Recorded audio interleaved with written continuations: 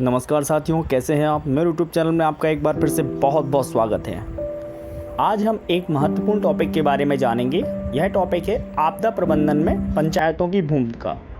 आप देख रहे हैं बहुत सारी आपदाएं आती हैं। आज तो प्रकृति बार बार आपदाओं को ला रही है। जीवन चक्र में बहुत बार परिवर्तन हो रहा है। आप प्राकृतिक रूप से भी बहुत सारी चीज़ें ऐसी देख रहे होंगे जो परिवर्तित हो रही हैं और हमें बहुत सारी आपदाओं का सामना करना पड़ रहा है। तो इन आपदाओं के समय आपदा प्रबंधन में पंचायतों की भूमिका क्या होती है, इस टॉपिक के बारे में हम जानेंगे। तो बिना समय बर्बाद किए हम इसके बारे में जानते हैं।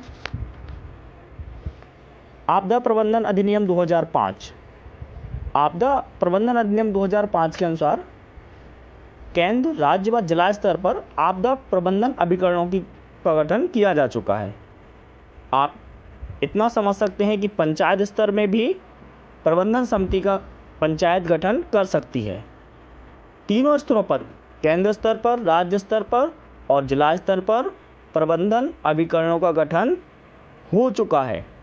ये आपदा प्रबंधन अधिनियम 2005 है। इसी प्रकार से जो पंचायती राज अधिनियम 1993 था, उसके अनुसार भी पंचायतों में सुरक्षा के उद्देश्य से रक्षा समिति की स्थापना करने का प्रावधान है तथा धारा 50 उपधारा 1 खा के अनुसार जनपद पंचायतों के कार्यों में आपदा सहायता व्यवस्था को शामिल किया गया है। कभी भी कोई आपदा आती है तो उसमें किस प्रकार से सहायता प्राप्त करना है और उस आपदा का किस प्रकार से निपटान करना है, कैसे गांव के लोगों को उस आपदा से बचाना है, इसके संबंध में पंचायती राज अधिनियम 1993 में स्पष्ट रूप से बताया गया है। अब हम समझते हैं आपदा प्रबंधन में पंचायत द्वारा किए जाने वाले कार्य क्या क्या हैं।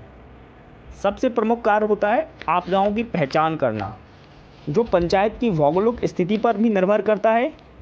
किस प्रकार की आपदाएं ग्राम पंचायत क्षेत्र में आ सकती हैं, इसकी पहचान करने के लिए पंचायत स्वयं जिम्मेदार होती है और इसकी पहचान करने के लिए ग्राम सभा की बैठक भी की जा सकती है और ग्राम सभा बैठक में सभी सदस्यों के साथ सलाह मशवरा करके भी आपदाओं की सूची बनाई जा सकती है और साथ साथ में यह भी विचार किया जाता है कि इन आपदाओं से निपटने के लिए क्या उपाय हो सकते हैं और उन उपायों को किस प्रकार से करना है।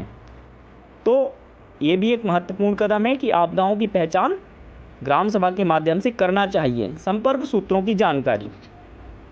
आपदाएं विभिन्न प्रकार की हो सकती हैं और उन आपदाओं से निपटने के लिए विभिन्न प्रकार के विभागों की सहायता उपलब्ध होती है।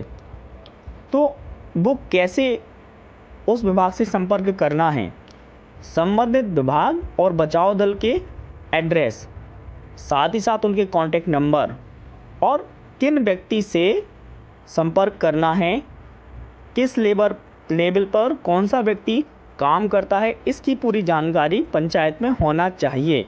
साथ ही साथ ये जानकारी सार्वजनिक स्थलों पर भी पंचायत के द्वारा चिपकाई जानी चाहिए।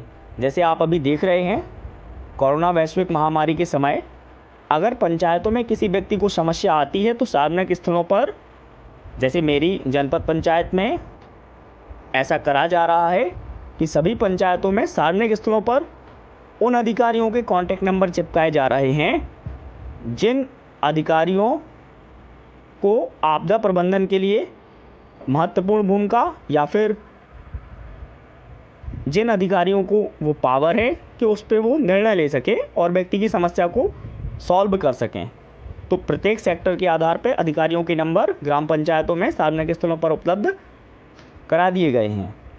पंचायत प्रतिनिधियों का प्रशिक्षण, ये भी एक बहुत महत्वपूर्ण स्टेप है। आवश्यकता आने पर ग्रामीण समुदाय पंचायत प्रतिनिधियों को जानकारी देने के लिए प्रशिक्षणों का आयोजन किया जा सकता है। इन प्रशिक्षणों को संबंधित विषय के अधिकारियों, विषय विशेषज्ञों, मास्टर सोर्स पर्सन के माध्यम से कराया जा सकता है। तो ये स्टेप पंचायत स्तर पर लिए जा सकते हैं कि पंचायत प्रतिनिधियों का प्रशिक्षण किया जाए। साथ ही साथ बचाव दल का गठन। आप ये देख सकते हैं कि जब तक कोई बाहर से विभाग से सहायता मिलेगी तो तब तक बहुत देर हो सकती है। ऐसी समस्याओं से निपटने के लिए पंचायत स्तर पर ही बचाव दल का गठन किया जाता है और जो सेवा भाव से काम करने वाले नौजवान हैं उनको प्रशिक्षित किया जाता है कि किस प्रकार की आपदा से किस प्रकार से निपटना है। ये बहुत महत्वपूर्ण कदम होता है पंचायत स्तर पर, इसको किया जा सकता है। योजनाओं की जानकारी आप देख सकते हैं, जब कोई प्राकृतिक आपदा हो जाती है तो उनके पुनर्भरण हेतु सरकार तथा बीमा कंपनियां विभिन्न योजनाएं चलाती हैं। इन योजनाओं की जानकारी पीड़ितों को सहायता देने में महत्वपूर्ण होती है, तो ये योजनाओं की जानकारी ज़्यादा से ज़्यादा लोगों तक पंचायत को देना पंचायत का दायित्व होता है। अब इसी प्रकार से हम समझते हैं वैकल्पिक संचार प्रणाली। प्रभावी सूचना प्रणाली के माध्यम से आपदा राहत समिति को सक्रिय किया जा सकता है।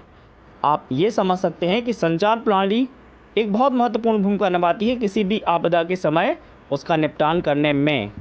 अगर कोई भी बाधा आती है, कोई भी प्राकृतिक आपदा आती है और सही समय पर सूचना सही विभाग को पहुंच जाती है तो फिर उसको कम करने में या उससे निपटान के उपाय करने में एक पहला कदम बहुत जल्दी उठाया जा सकता है। अब आप किस माध्यम से सूचना दे रहे हैं? संबंधित विभाग को टेलीफोन के माध्यम से सूचना दे रहे हैं या किसी व्यक्ति के माध्यम से सूचित कर रहे हैं, या फिर जो भी आप साधन उपयोग कर रहे हैं वायरलेस के माध्यम से सूचित कर रहे हैं, वो इतना अच्छा होना चाहिए कि जल्दी से जल्दी उस आपदा की जानकारी संबंधित विभाग तक पहुंच जाए। सामुदायिक आपदा प्रबंधन कोष। आप देखिए, जब भी कोई आपदा आती है किसी न किसी तरीके से उसके निपटान के लिए व्यय करना होता है और व्यय के लिए आपके पास एक कोष आवश्यक होता है। इस कोष को सरकार के द्वारा भी उपलब्ध कराया जाता है। साथ ही साथ ग्रामीण स्तर पर घर घर से चंदा जुटाकर भी सामुदायिक आपदा कोष बनाया जा सकता है। गवर्नमेंट भी लोगों से डायरेक्टली उस कोष में पैसा जमा करने के लिए अपील कर सकती है और जिस प्रकार से आपदा को कम किया जाए उसके लिए यह कोष खर्च किया जा सकता है। आइए अब हम जानते हैं कि किस किस प्रकार की आपदाएं पंचायतों में आती हैं और उनके लिए कौन कौन से कदम उठाना चाहिए। जैसे बाढ़ की समस्या। बाढ़ की समस्या में सबसे पहला महत्वपूर्ण कदम ये उठाना चाहिए पंचायत को कि बिजली की सप्लाई बंद करवा देना चाहिए। बाढ़ की समस्या में जितना नुकसान बाढ़ से होता है, अगर उसी समय बिजली की सप्लाई गांव में है, किसी प्रकार से वायर के माध्यम से बिजली की सप्लाई के हो जाती है और बाढ़ के पानी में करंट फ्लो होने लगता है तो बहुत बड़ी समस्या हो सकती है। ऐसी समस्याओं से निपटने के लिए त्वरित स्तर पर ये निर्णय लिया जाना आवश्यक होता है। साथ ही साथ पंचायतों को बाढ़ पीड़ित लोगों को बचाने के लिए पहले से ऊंची जगह की पहचान कर लेना चाहिए और उस जगह पर कैसे लोगों को पहुंचाना है, साथ ही साथ जीवन यापन के लिए आवश्यक सामग्री किस प्रकार से संरक्षित रखनी है, इसकी जानकारी होना चाहिए और इसके लिए व्यवस्थाएं पहले से होना चाहिए। भूकंप आने पर क्या किया जाए?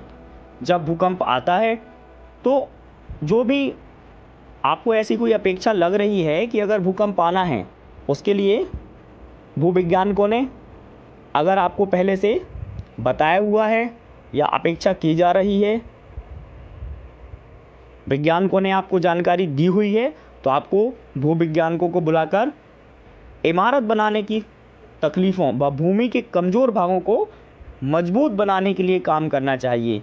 जो इमारत आपको ऐसी लग रही है कि ये गिर सकती है भूकंप में, उसके लिए आपको बहुत सारे उपाय सही समय पर कर लेने चाहिए। साथ ही साथ जब भूकंप आपके पास अचानक आ जाते हैं तो पर्याप्त मात्रा में सेवा दल उपलब्ध होना चाहिए और पंचायतों को घटनास्थल पर डॉक्टरों की उपलब्धता भी करानी चाहिए, जिसके लिए प्रशासन मदद करता है।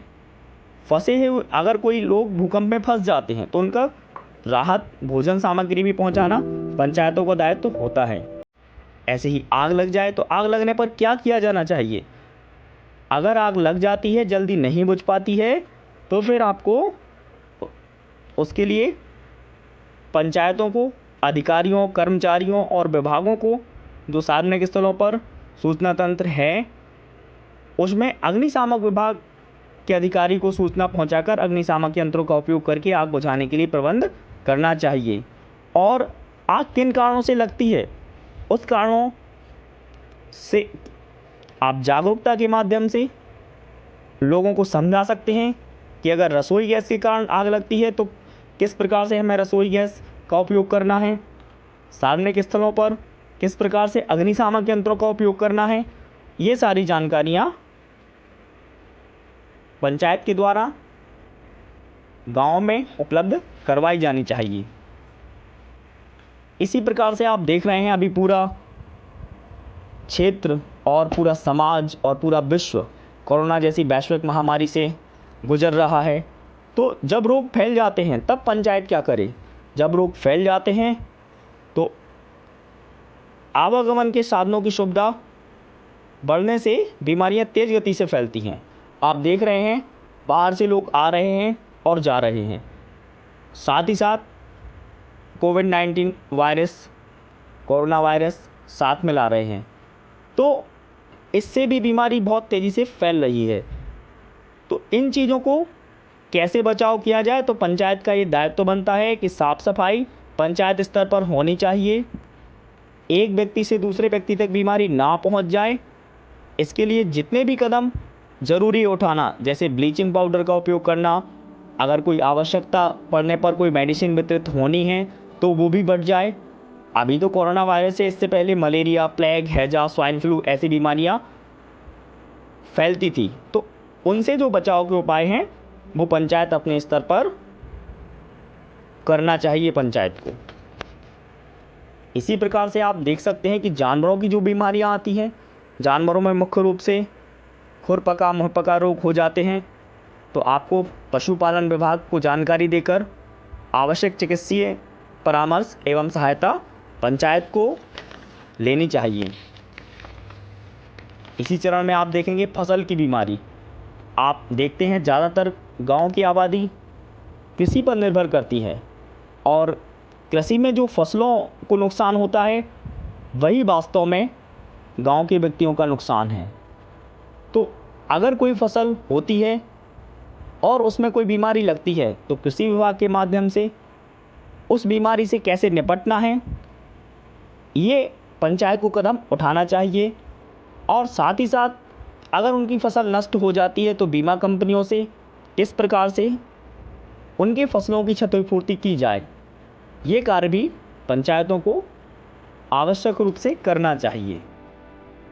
आप देख सकते हैं सड़क दुर्घटनाएं भी बहुत सारी होती हैं, तो सड़क दुर्घटनाओं से बचने के लिए अब अगर आपके पास सड़क दुर्घटना हो गई है, पहले तो आपको किस प्रकार से वाहन चलाना है, उस प्रकार से वाहन चलाने या फिर वाहन चलाने संबंधित जितने भी नियम होते हैं उनके लिए जागरूकता फैलाने के लिए प्रशिक्षण करवाना चाहिए। प्रत्येक व्यक्ति अगर प्रशिक्षित है, वाहन चलाने की पूरी उसको जानकारी है, तो सड़क दुर्घटना बहुत कम होगी। अब अगर सड़क दुर्घटना हो जाती है तो उससे निपटान के लिए इंश्योरेंस कंपनी के माध्यम से आपके वाहन का इंश्योरेंस होना चाहिए, जिसमें आपकी रिस्क कवर, सेकेंड एवं थर्ड पार्टी की भी रिस्क कवर होती है। इसी टाइप से आप देखेंगे मकान गिरने पर क्या किया जाए। तो अगर मकान गिर जाता है तो पंचायत का दायित्व तो बनता है कि इनिशियल लेवल पर उस व्यक्ति की सहायता की जाए जिस व्यक्ति का मकान गिर गया है, और इसमें भी इंश्योरेंस की व्यवस्था होती है। अगर व्यक्ति ने अपना और मकान का बीमा कराया है तो उसकी क्षतिपूर्ति बड़े आराम से मिल जाती है। तो पंचायत का ये दायित्व तो बनता है प्रत्येक व्यक्ति का और व्यक्तियों की संपत्ति का बीमा अवश्य करवाएं और उस बीमा से होने वाले लाभ के बारे में लोगों को बताएं। उद्योग से बहुत सारी दुर्घटनाएं हो सकती हैं। जिन पंचायतों में उद्योग धंधे चलते हैं तो उन पंचायतों में उन उद्योग धंधों का इंश्योरेंस होना आवश्यक है। अगर उनसे कोई ऐसा पदार्थ निकलता है जो पंचायत को दूषित करता है तो उस पदार्थ से निपटाने की व्यवस्था पंचायत स्तर पर होनी चाहिए। अगर कोई बिजली गिरने से संबंधित आपदा आती है तो उसके लिए भी पंचायत रिस्पॉन्सिबल है कि प्रभावित लोगों को मदद करे, विभिन्न योजनाओं का प्रभावित लोगों को लाभ दे, हिंसक जानवरों से बचाव के लिए भी लोगों को जागरूक करे। जानवरों को भी बचाना है और साथ में अगर हिंसक कोई जानवर है तो वन विभाग की टीम को सूचित करके उस हिंसक जानवर से कैसे बचना है गवर्नमेंट अपने आप उस पर कदम उठाएगी। हमें जानवर को भी नुकसान नहीं पहुंचाना है और व्यक्तियों को भी नुकसान ना हो, इस बात का विशेष ध्यान रखना है। दंगा फसाद अगर होता है, कोई धार्मिक उन्माद होता है, राजनीतिक विद्वेष होता है, तो इस प्रकार किसी अफवाह के कारण अगर ऐसी चीज़ हो रही है तो पंचायत को उन दोनों पक्षों में समझौता कराना चाहिए। अगर हालात बिगड़ रहे हैं तो प्रशासन पुलिस को तुरंत सूचित करना चाहिए, यह पंचायत की जिम्मेदारी बनती है। अंधविश्वास, ये समझिए सबसे बड़ी समस्या है। पंचायत में जो लोग रहते हैं अगर उन्हें कोई बीमारी है तो उसको भूत प्रेत ना समझा जाए, प्रॉपर अस्पताल में उनका इलाज करवाया जाए। अगर कोई कुप्रथा अभी भी चल रही है जैसे बलि देना, जंगल जला देना, तो इन सारी समस्याओं को पंचायत अपने स्तर पर नियम बनाकर निपटान करना चाहिए। अगर कोई सूखा और अकाल की समस्या आती है तो उसके लिए आपदा कोष प्रबंधन या फिर आपका जो कोष है, व्यक्तियों को जो सूखे और अकाल से प्रभावित हैं उनको सहायता देनी चाहिए। मैं समझ सकता हूं कि आज आपने आपदा प्रबंधन के बारे में इस वीडियो के माध्यम से पूरा नॉलेज लिया होगा और आपको मेरी दी गई जानकारी समझ में आई होगी। अगर आपको ये मेरा वीडियो अच्छा लगा हो तो उसको ज़रूर शेयर करें और मेरे चैनल को ज़रूर सब्सक्राइब करें। थैंक्स अ लॉट मुझे लास्ट तक वॉच करने के लिए। इससे संबंधित जो भी क्वेरी हो मुझे कमेंट बॉक्स में कमेंट करें, मैं अगले वीडियो में या कमेंट में आपको उसका आंसर रिप्लाई कर दूंगा। Thanks a lot.